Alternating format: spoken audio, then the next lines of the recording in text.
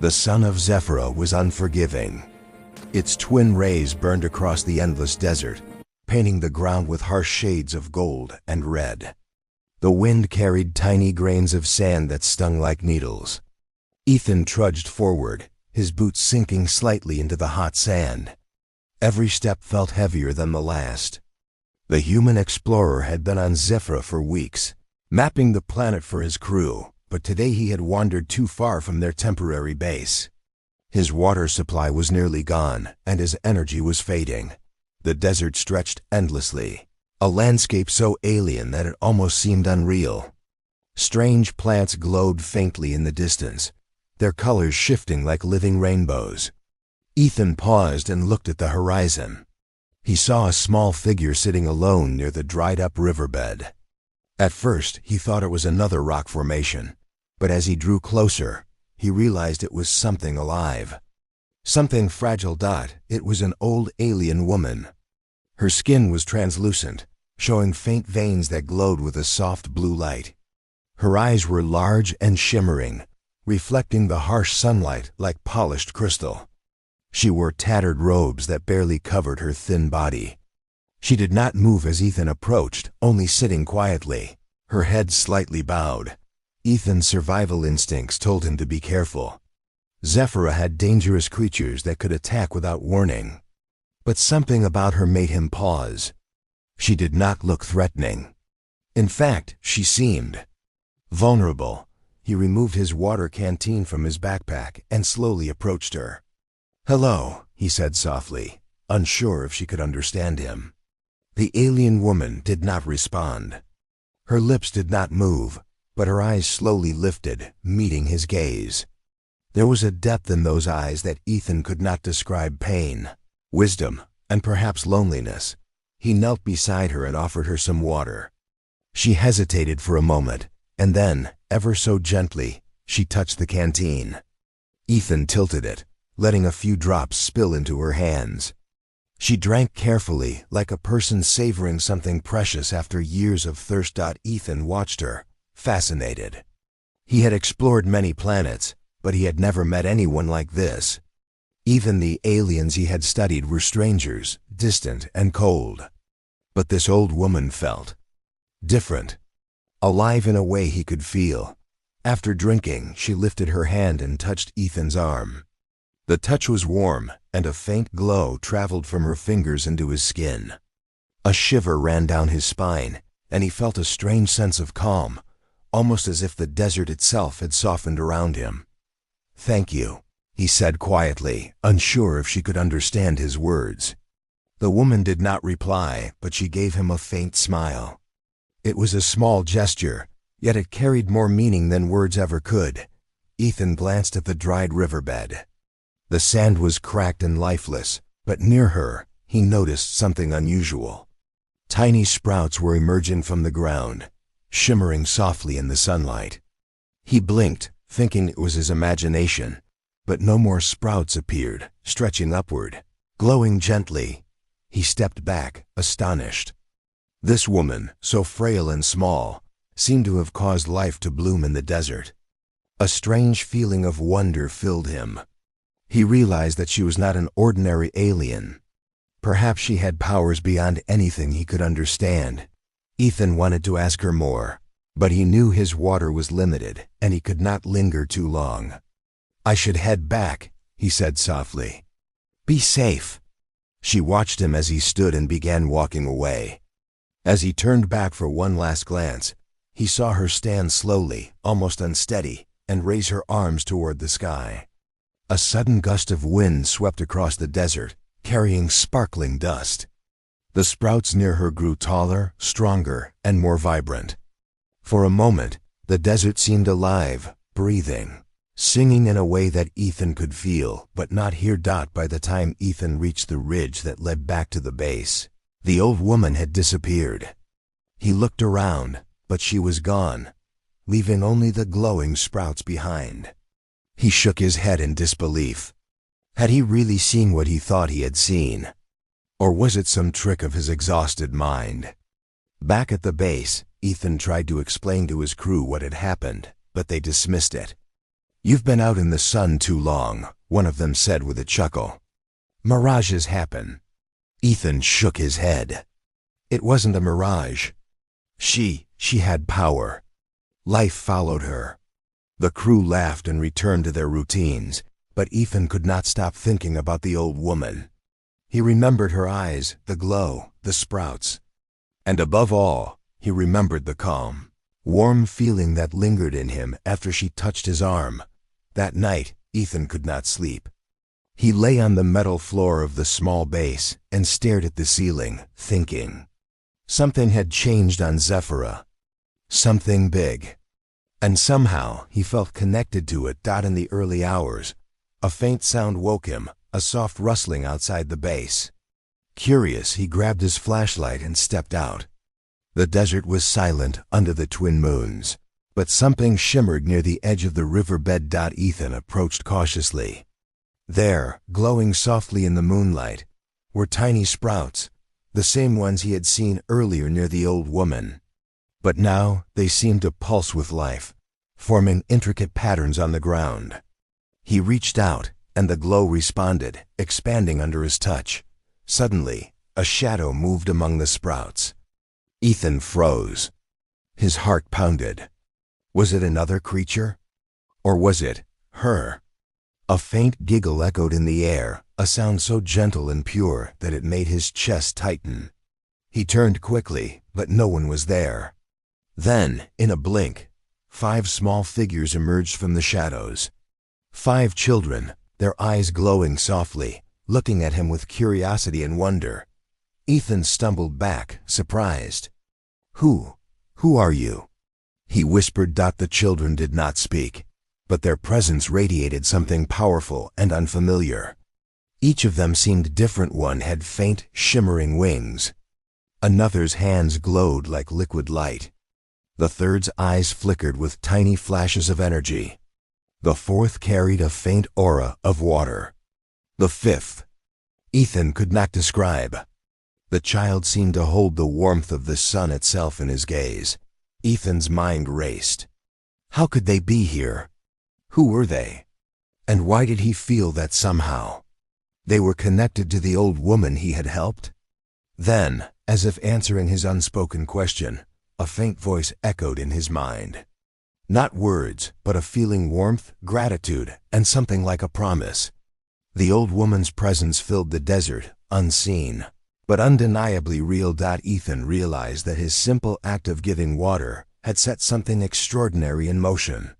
He had not just helped an old alien woman.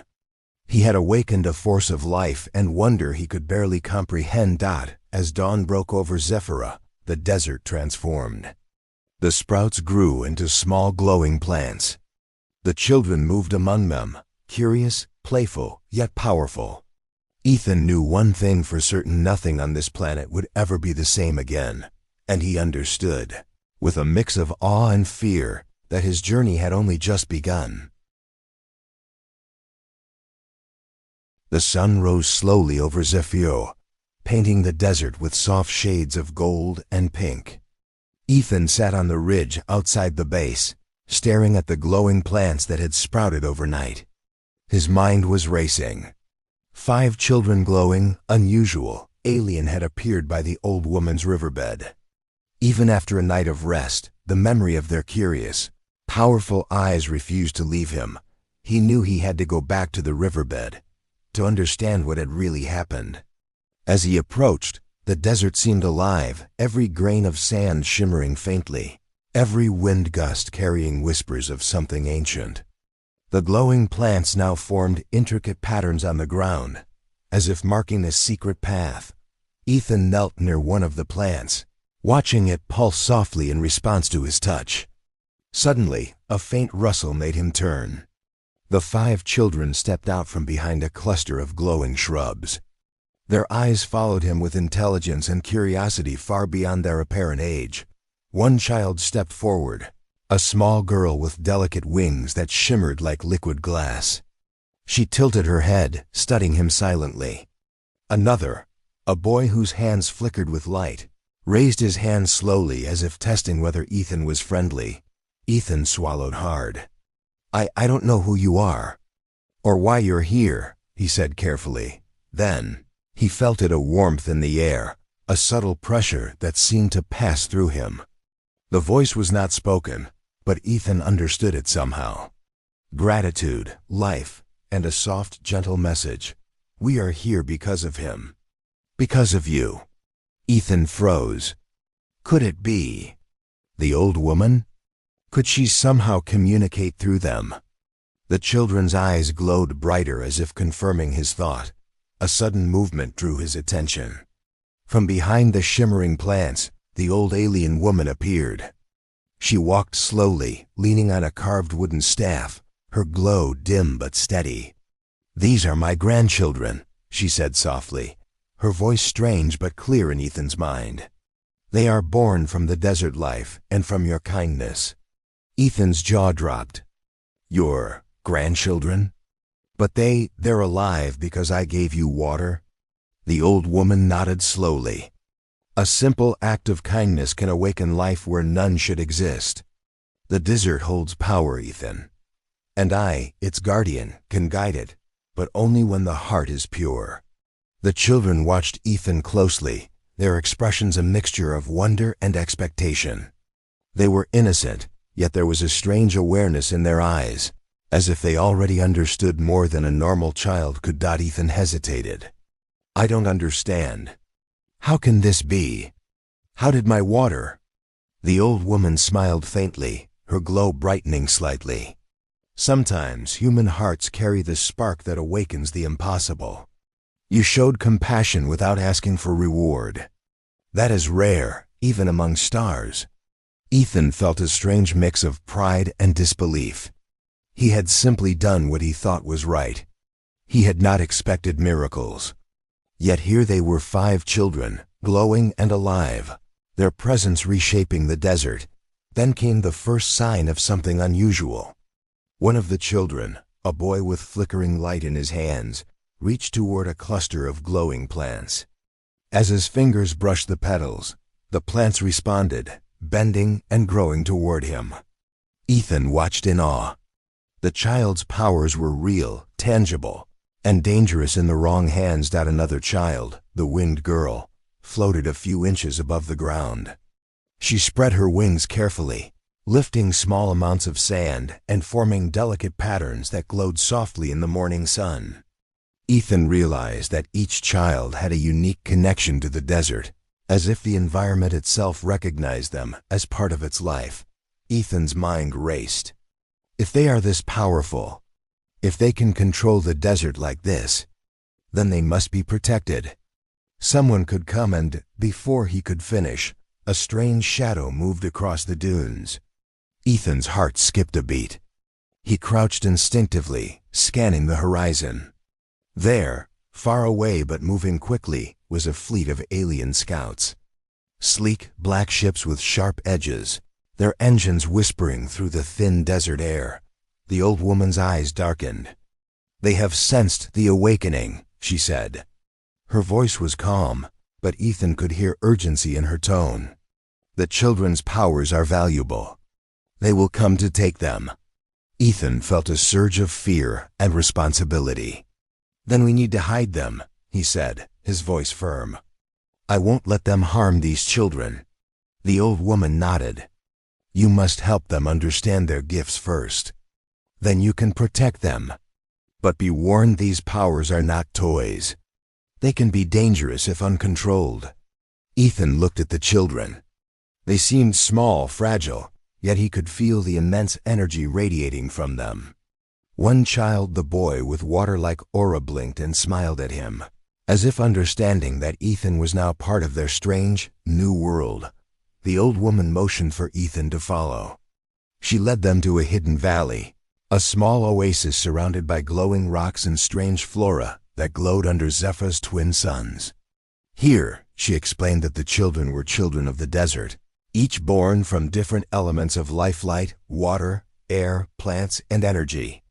They had not existed before Ethan's kindness, but now they were real, alive, and extraordinary. Ethan spent hours learning about the children. Each had its own temperament. The winged girl, Lyra, was cautious and observant. The boy with light in his hands, Kale, was curious and mischievous. Another boy, Tauren, controlled water, while a fourth, Nico, could move small amounts of air. The fifth, Arn, was the most mysterious, his energy unpredictable but powerful. The old woman taught them slowly, guiding them to understand their abilities. Ethan helped, marveling at the human-like patience and cleverness he applied to communicate. He discovered that while the children were alien in form, their reactions to kindness, fear, and trust were strikingly human. As the day passed, Ethan noticed that the desert responded differently to their presence. Sand dunes shifted gently to provide shade, glowing plants leaned protectively around the children, and the wind carried a soft hum, like music only they could hear. It was as if the desert itself recognized them as part of its life, but the threat of the alien scouts loomed. Ethan spent the evening preparing for potential attack. Using rocks, sand, and clever traps, he planned ways to delay or confuse intruders. The old woman watched silently, her expression unreadable. Night fell, and Zephyr's twin moons bathed the desert in silver light. The children huddled together near the glowing plants, unsure but comforted by Ethan's presence. They had experienced the desert's power, yet they had not faced danger outside the oasis. Ethan whispered, "We have to stay ready. If they come for you, we need to act fast. But I promise I will protect you." The children looked at him, their glowing eyes reflecting trust. Ethan realized the weight of what had happened. His small act of kindness, the giving of water, had not only saved one life, but had created 5 extraordinary beings.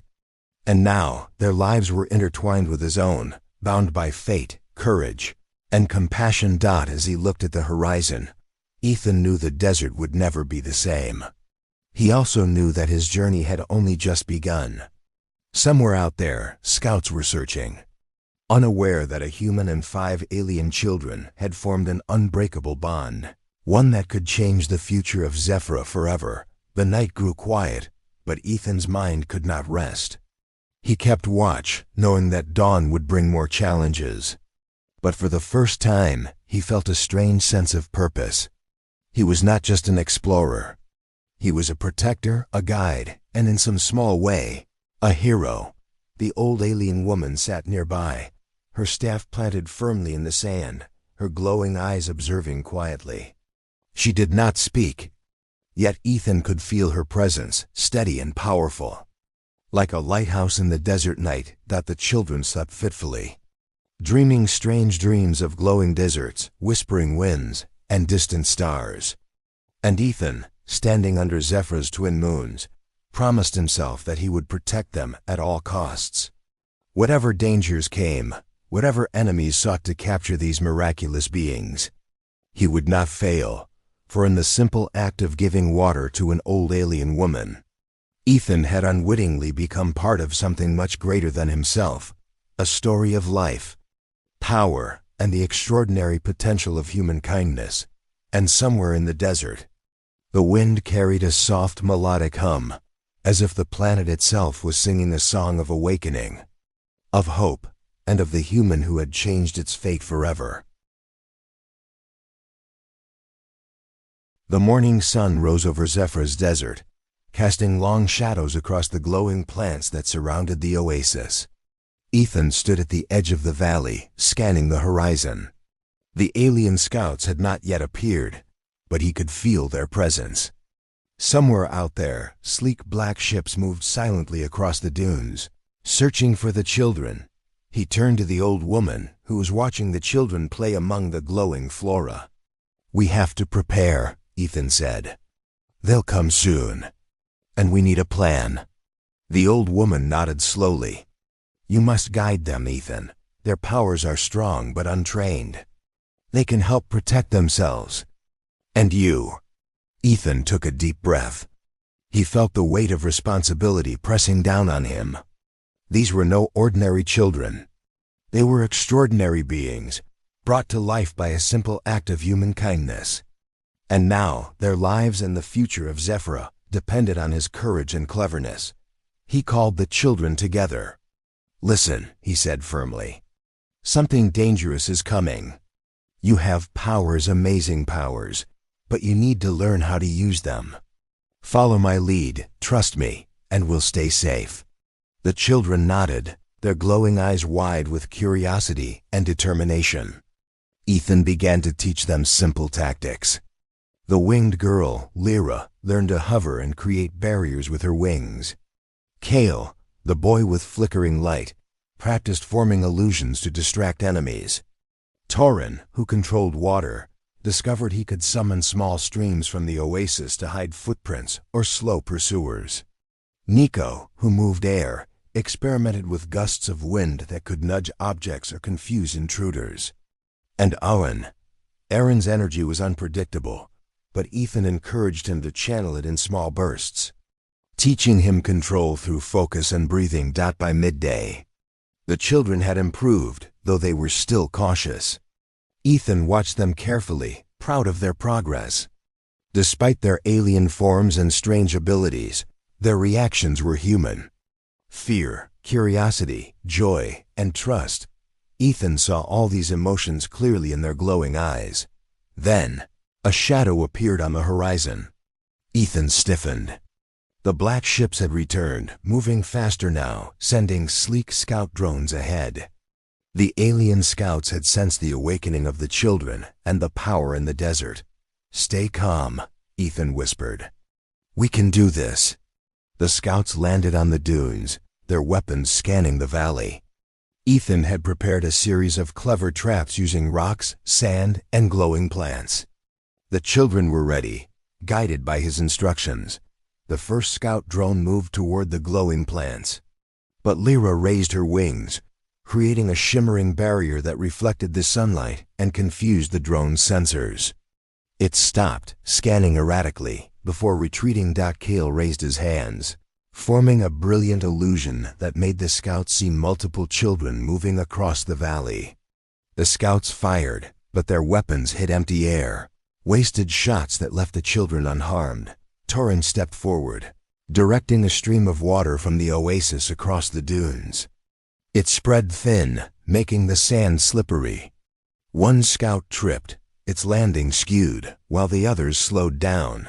Trying to maintain balance, Nico waved his hands, and sudden gusts of wind sent fine sand into the scouts' optical systems. They squinted and struggled to see, giving Ethan and the children the advantage. Aaron's power was the final piece. He focused, releasing a pulse of energy that caused the ground beneath the scouts to tremble slightly, enough to create panic among them. The scouts' formations broke, and Ethan saw an opportunity. "Now," he shouted, "lead them to the canyon." The children followed his instructions. They moved swiftly, weaving through the glowing plants and guiding the scouts toward a narrow canyon.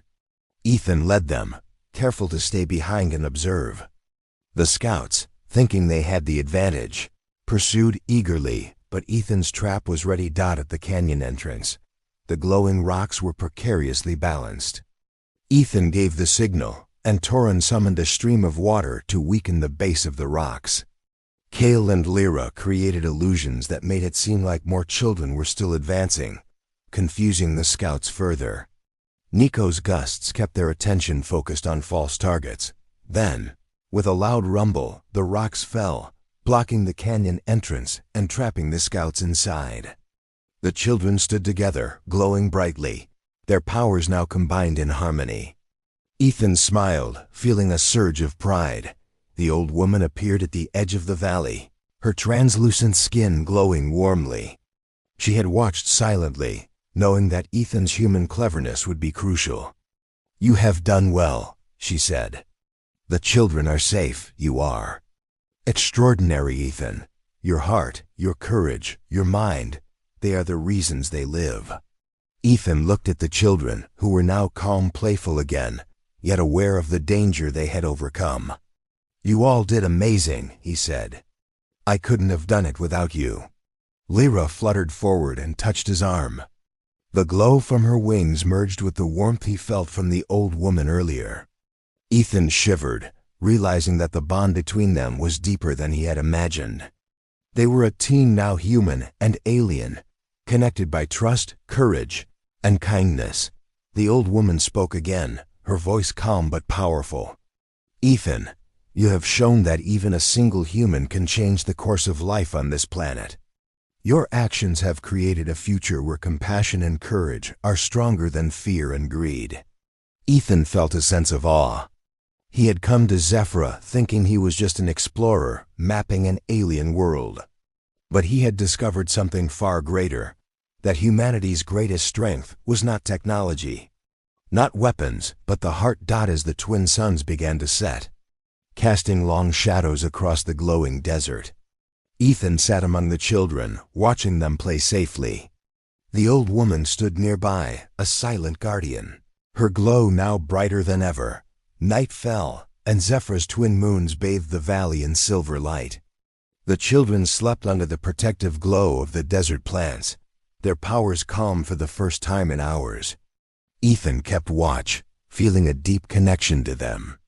He knew the scouts could return, but for now, the valley was safe. Ethan realized that life on Zephyra had changed forever. The children were more than miracles. They were symbols of what humans could inspire: life, hope, and extraordinary potential. And he had played a part in that. Days passed, and Ethan trained with the children, teaching them how to control their powers, how to hide when danger approached, and how to trust their instincts. Each child grew stronger, their abilities more precise, yet their humanity remained intact. Ethan marveled at their growth, understanding that the bond between human and alien was now unbreakable.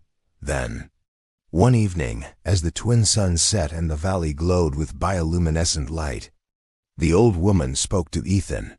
"There is more beyond Zephyra," she said. "Other worlds, other lives, who may seek humans. But know this, your kindness, your heart, will always guide them. Humans are capable of great power, not through strength, but through choice." Ethan nodded, understanding the weight of her words.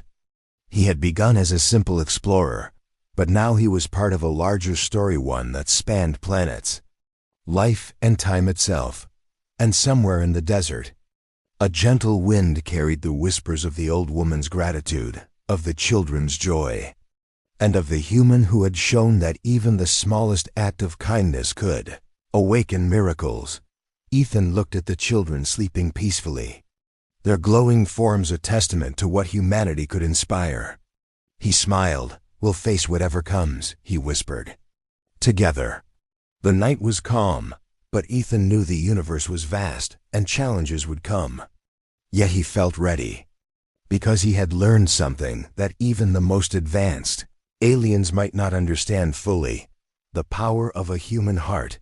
And under Zephyra's twin moons, with glowing plants lighting the desert and 5 extraordinary children resting safely, Ethan felt a sense of peace unlike any he had known.